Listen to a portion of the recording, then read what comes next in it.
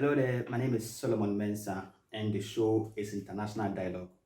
The purpose of this show is to discuss international issues. One person cannot discuss a question, so it means that I will be doing the discussion with you. As I sit here and bring you the video, I expect you to comment under the video so that I also respond so it becomes a proper discussion.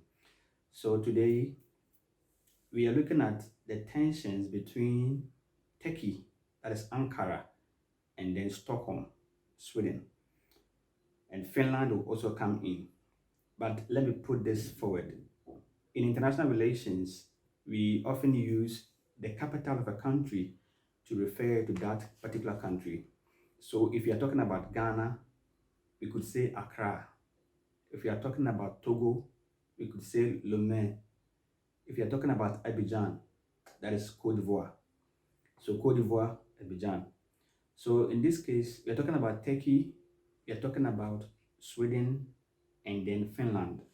So Turkey is Ankara, Sweden is Stockholm, and Finland is Helsinki. Right, so let's delve into the brief discussion. But before that, let's give the purpose. Why Finland and Sweden want to join NATO. And NATO is North Atlantic Treaty Organization. They have 12 members. They started with 12 members. NATO started with 12 members, and currently they have 30 members. 30 members. And so after Russia attacked Ukraine, that was on 24th of February last year, 2022, fear grew in Europe. And so countries that are not part of NATO try to join the organization for collective security.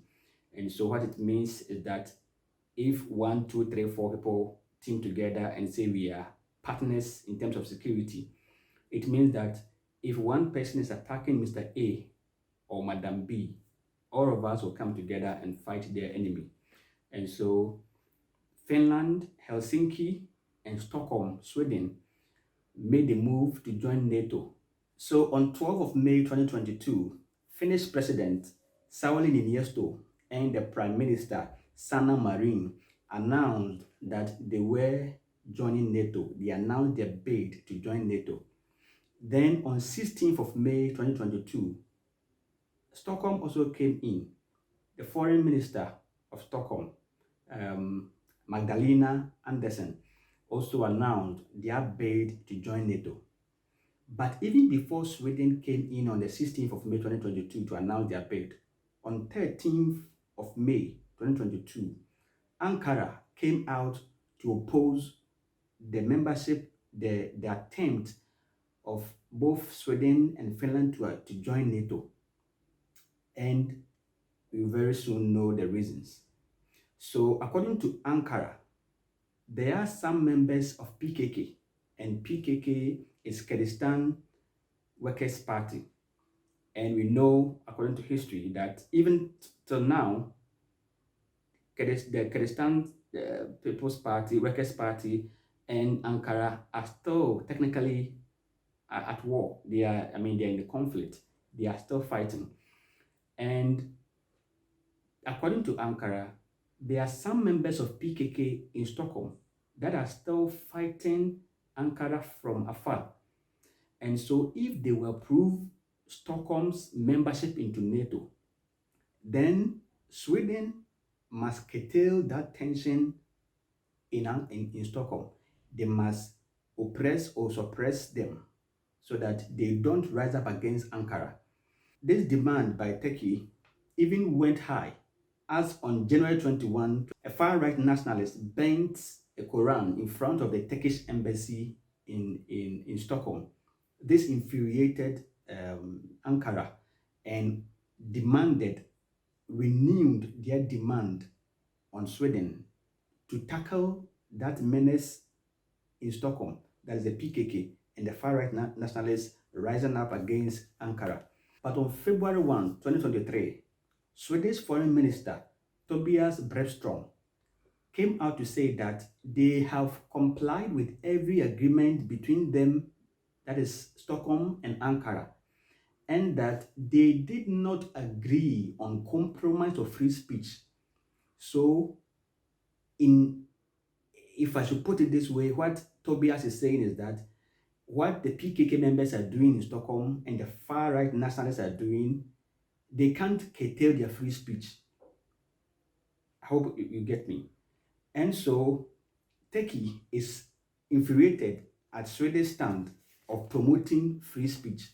So on January 29th, 2023, the president of Turkey, Tayyip Recep Erdogan, made an important speech, and let me quote that to your hearing. Quote, "We may deliver Finland a different message that is on their NATO application, and Sweden would be shocked when they see our message. But Finland should not make the same mistake Sweden did," unquote.